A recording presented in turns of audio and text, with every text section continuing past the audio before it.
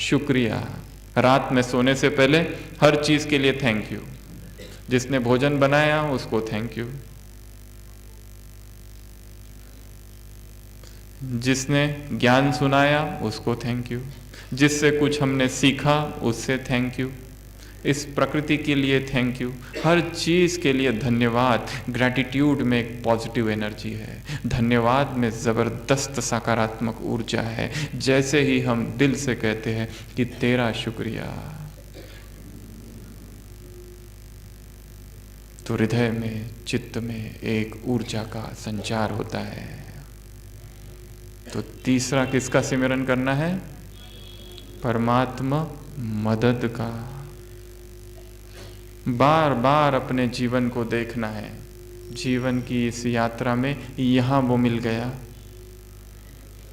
और तब से उसने कैसी कैसी मदद की है, गुप्त गुप्त रूप से मदद की है। वो ऐसी कुछ कुछ मदद है जो हमको भी नहीं पता, पर उसने वो की। तीसरा। चौथा, परमात्म छत्र छाया। परमात्मा छत्र छाया का सिमरन, परमात्म छत्र छाया का अनुभव।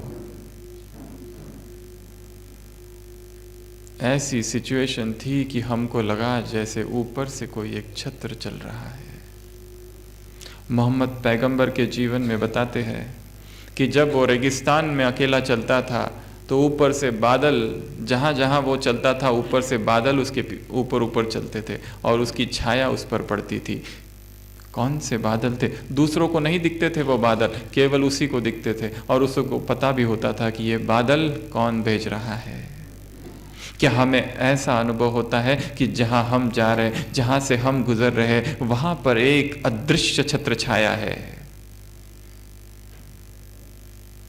मैं अकेले हूँ ही नहीं, वो निरंतर साथ चल रहा है। उसकी छाया, मैं जहां जहां जाऊंगा वहां वहां वो है। ये अनुभव परमात्मा छत्र छाया का अनुभव करना। अगला, परमात्मा साथ का अनुभव।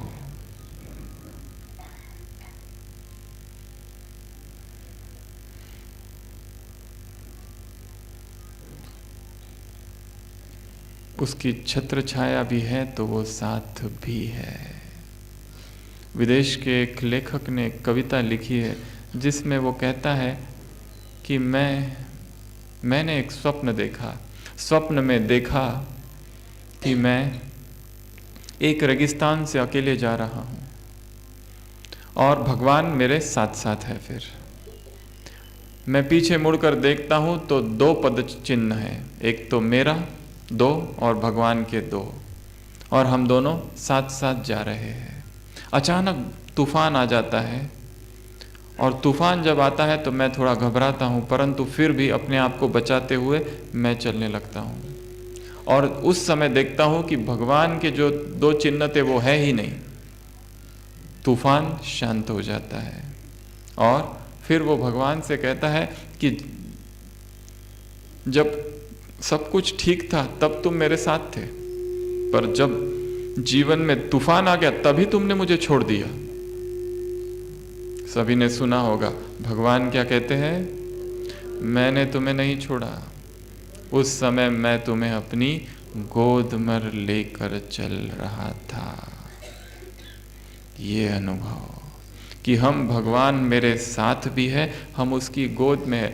देखो जैसे कोई एक व्यक्ति चल रहा है, उसके दो बेटे हैं, एक, दोनों ही छोटे हैं, परंतु एक बेटे को उसने गोदी में ले लिया, एक बेटे को हाथ पकड़ के चल रहा है और अचानक एक बहुत सुंदर इंद्रधनुष आ जाता है। तो जो बेटे का उसने हाथ पकड़ा है या जिस बेटे ने उसका हाथ पकड़ा है वो तालियां बजाने लगता है इंद्रधनुष को देखकर, और तालियां बजाते बजाते इतनी भीड़ में वो कहीं खो जाता है। पर जो गोद में रहता है वो जैसे ही इंद्रधनुष देखता है वो भी ताली बजाता है, परंतु जब वो ताली बजाता है तो वो खोता नहीं है। क्यों? क्योंकि उसने हाथ नहीं पकड़ा है, वो तो कहाँ है? गोद में है। हमने हाथ पकड़ा है उसका या उसकी गोद में है? गोद में है या केवल हाथ पकड़ा है? हाथ पकड़ा तो संभावना है छूट सकता है। दिखाया है रामायण में, हमको बहुत अच्छा लगता है ये उदाहरण। जब श्री राम, सीता और लक्ष्मण केवट की नाव में बैठते हैं और नाव चलने लगती है, केवट पता है ना, खिवैया, तो वो नाव कभी इस ओर ले जाता है, कभी उस ओर ले जाता है, कभी इस ओर ले जाता है, कभी उस ओर ले जाता है। राम जी कहते हैं, केवट हमको डर लग रहा है, हम कहीं गिर ना जाए, तुम ऐसे ऐसे नाव क्यों चलाते हो? तो केवट बहुत ही चतुर होता है, वो कहता है आपको यदि डर लग रहा है तो आप मेरा हाथ पकड़ लो। क्योंकि वो जानता है यदि आत्मा परमात्मा का हाथ पकड़े तो कोई भरोसा नहीं आत्मा का, छूट सकता है किसी भी वक्त। इसलिए क्या कहता है, हे राम तुम ही मेरा हाथ पकड़ लो। बहुत ही चतुर भक्त दिखाया है। भगवान ही जिसका हाथ पकड़ ले, हमने नहीं पकड़ा, उसने आकर पकड़ा है, तो फिर भटकने का, खोने का चांस, संभावना बहुत कम है। क्या ऐसा उसने हमारा हाथ पकड़ा है? वो तो कहता है मैंने पकड़ा है, परंतु बच्चे बाप से भी अधिक शक्तिशाली है। एक अव्यक्त मुरली में बाबा ने क्या कहा, बच्चे बाप से भी अधिक शक्तिशाली क्या कर दे है। बाप तो चाहता है बाप और बच्चे कंबाइंड है, परंतु बच्चे बाप को भी अलग कर देते हैं, इतने पावरफुल है। तो किसको याद करना है? परमात्मा साथ को। कितने हो गए? 5। उसके बाद जब से हम बाबा के बने तब से लेकर अब तक परमात्मा खजाने उसने क्या क्या दिए हैं, उसका सिमरन करते रहना है सारे दिन भर। ऐसे नहीं सुबह अमृत वेले कर लिया और हो गया, बीच बीच में उन खजानों का चिंतन, जिसको हम कहेंगे खजाने कहो या भाग्य कहो या प्राप्तियां कहो। परमात्मा खजाने, परमात्मा प्राप्तियां या परमात्मा भाग्य। संडे की मुरली में क्या कहा था बाबा ने? उधर संसार में जन्मपत्री नामकरण से पहले निकाली जाती है, यहाँ पर भी तुम ब्रह्मा कुमार बनने से पहले ही बाप ने तुम्हारी जन्मपत्री में एक लंबी लकीर खींच दी है भाग्य की और वरदान दे दिया है। वरदान तुम्हें मांगने की आवश्यकता नहीं है, जो स्मृति स्वरूप है वो स्वतः ही वरदान के अधिकारी है। वरदान तुम्हारा जन्म सिद्ध अधिकार है।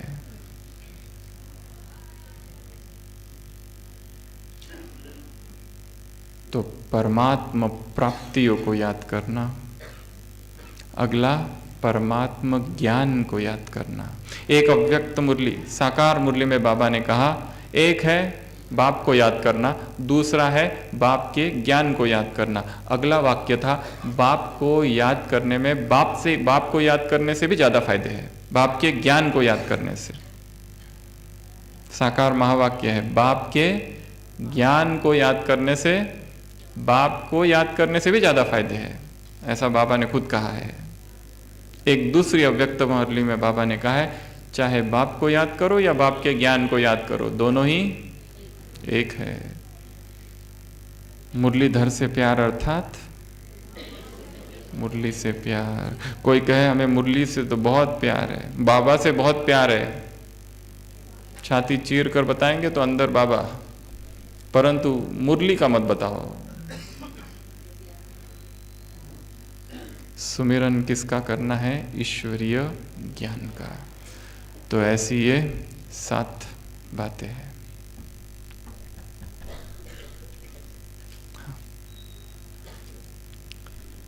परमात्मा फिर से एक बार रिवाइज करेंगे, फिर इसके ऊपर एक छोटा सा योग। किसको याद करेंगे? परमात्मा प्रेम को, दूसरा परमात्मा प्राप्तियों को, तीसरा परमात्मा मदद को, परमात्मा साथ को, परमात्मा छत्र छाया को, परमात्मा खजानों को, परमात्मा ज्ञान को, और भी ऐड किया जा सकता है परमात्मा वरदानों को। वरदान में शक्ति है। कुछ दिन पहले स्लोगन था, कौन सी? आग को भी पानी, आग जैसी परिस्थिति भी क्या हो जाएगी? पानी। इतनी पावर है। तो फिर से अलर्ट होके बैठेंगे।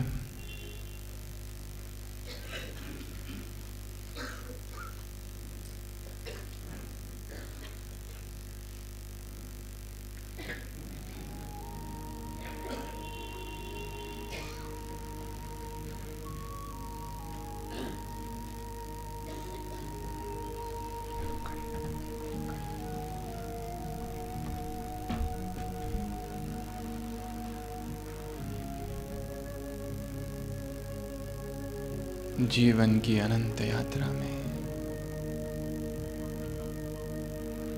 आज मैं आत्मा याद कर रही हूं उन पलों को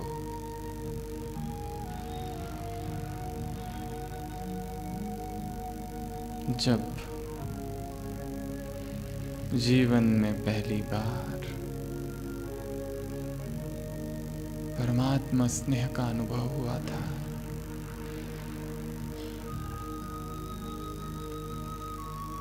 याद आ रहे हैं वो आंसू, याद आ रहा है वह वातावरण, वो देह से परे अवस्था, जब देहभान भूल गया था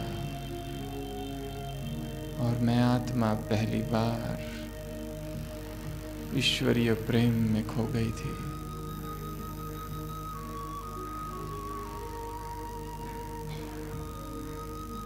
कितना गहरा अनुभव था। याद कर रही हूं उस पल को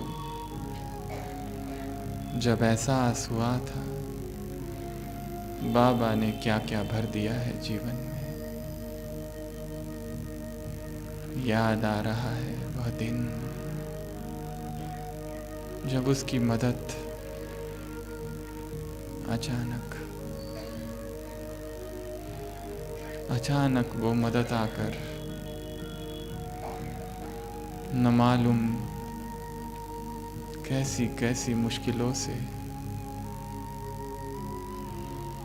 कैसी कैसी समस्याओं से मुझे मुक्त कर दिया था। वो ईश्वरीय साथ, वो ईश्वरीय छत्र छाया,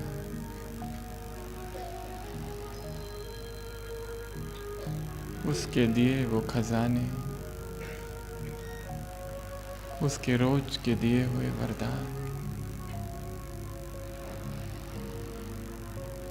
कितना मैंने उसे याद किया। वो तो निरंतर मुझे याद करता है। क्या मेरा प्यार ऐसा ही एक रस है?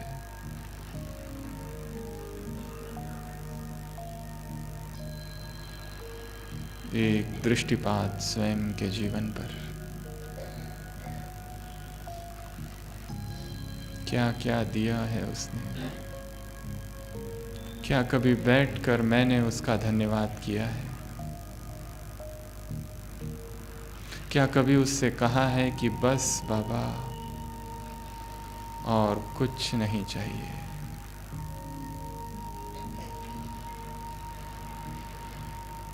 ये जीवन धन्य हो गया है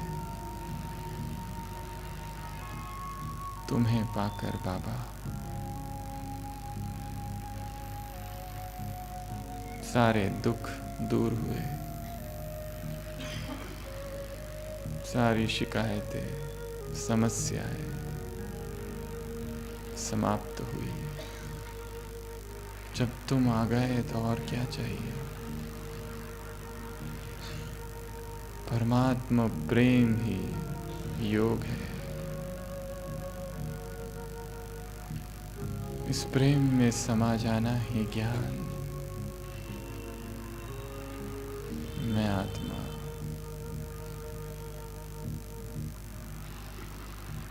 इसी योग का और इसी ज्ञान का आज अनुभव करती हूँ।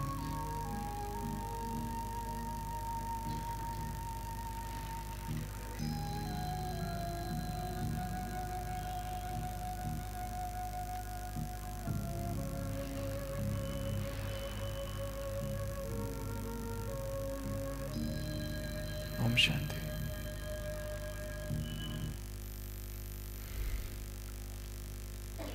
ऐसी वो कौन सी बातें हैं जिसको याद करते ही आत्मा दुखी हो जाती है? ऐसी वो कौन सी बातें हैं जिनका सिमरन करते ही मन उदास हो जाता है? ऐसी वो कौन सी बातें हैं जैसे ही उनका ख्याल आता है एक अज्ञात सी उदासी छा जाती है? सिमर सिमर जो सुख पाना है वो सिमर सिमर दुख भी पाना हो सकता है। जैसे यहाँ इतनी सारी माताएं बैठी है, यदि किसी माता का बेटा बहुत दूर कहीं है, विदेश में या कहीं भारत में ही, और अचानक उसकी याद आ जाए तो क्या होता है? आंखों से आंसू आ जाते हैं। स्मृति और स्वरूप, तुरंत स्मृति आई और स्वरूप बन गया। स्मृति में इतनी शक्ति है संकल्पों में कि जो आया और हम तुरंत उसका स्वरूप बन जाते हैं। सिमरन किया और बार बार यदि सिमरन हुआ किसी दुख की घटना का तो संपूर्ण जीवन ही दुखमय हो जाता है।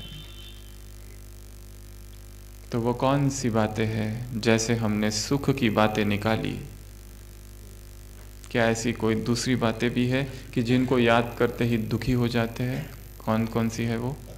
भाइयों की तरफ से सबसे पहले। भाई थोड़े कम दुखी होते हैं, बराबर है कि ज्यादा होते हैं?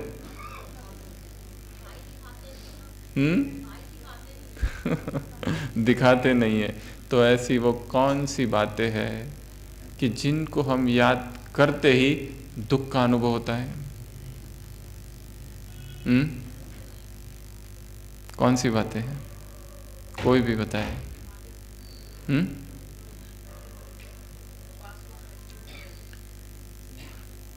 जीवन में हुई जो भी दुखद घटना हुई है, वो ऐसी अप्रिय घटना, दुखद घटना, जैसे ही याद करो ये जो टाइम पीरियड है ये भूल जाता है और हम वहीं पहुंच जाते जहां थे, और वो उस समय जो अवस्था थी वो अवस्था फिर से यहां क्रिएट हो जाती है। स्मृति, दुख की घटनाएं, दुख की बातें। जब जीवन में ऐसा दुख आ गया तो क्या हो जाता है? दुखी हो जाते हैं। एक दूसरा, धोखा। यदि किसी ने हमको धोखा दिया है तो हम क्या हो जाते हैं? उसको यदि याद करें दुखी हो जाते हैं। तीसरा, दोष, दोषारोपण, एक्यूजेशन। हमारी कोई गलती नहीं थी, हमने कुछ नहीं किया था, फिर भी हम पर यदि ब्लेम लगाया जाए, लगाया गया था और उस बात को बहुत दिन हो गए, परंतु अब उस बात को हम याद करते तो क्या हो जाता है? दुखी हो जाते हैं। अगला, अविश्वास। अगला, अविश्वास।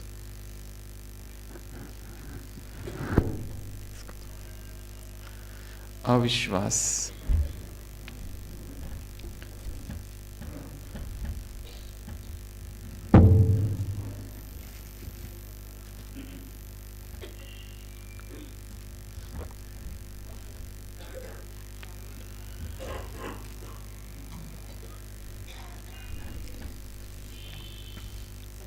यदि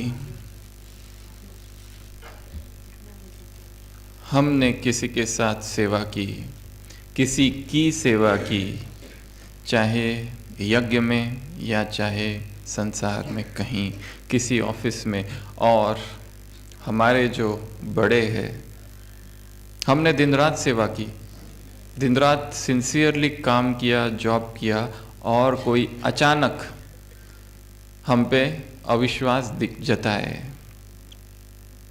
कोई कह दे कि तुम्हारा क्या भरोसा, जबकि हम दिन रात काम कर रहे हैं, तो खुशी होगी या दुख होगा? दुख हुआ था,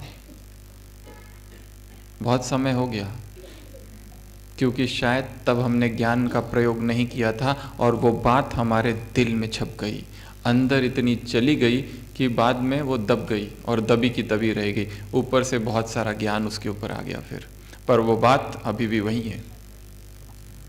और अभी हम यहाँ हैं, वो बात हुई थी यहाँ, जैसे ही यहाँ उसकी याद करो वो वापस निकल कर बाहर आ जाती है।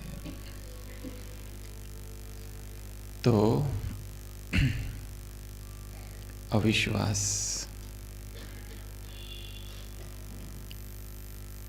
ट्रैफिक कंट्रोल का गीत बज रहा है, 2 मिनट बाबा को याद करेंगे। फिर से अपने जीवन को देखेंगे, वो जो भी अप्रिय घटनाएं थी उनको इस तरह याद नहीं करेंगे कि हम याद कर रहे हैं, साक्षी होकर, जैसे हम यहाँ हैं, जैसे सड़क पर हम हैं और गाड़ियाँ जा रही है आ रही है, वैसे ये जीवन है। इस जीवन में जैसे ये झाड़ है, ये पंछी है, आकर बैठे और चले गए। इतने साक्षी भाव से उन चीज़ों को याद करना है, उसमें इन्वॉल्व नहीं होना है, अलग रहना है, खाली देखना है, डिटैच्ड ऑब्जर्वरशिप। ठीक है, इसका अभ्यास हम करेंगे।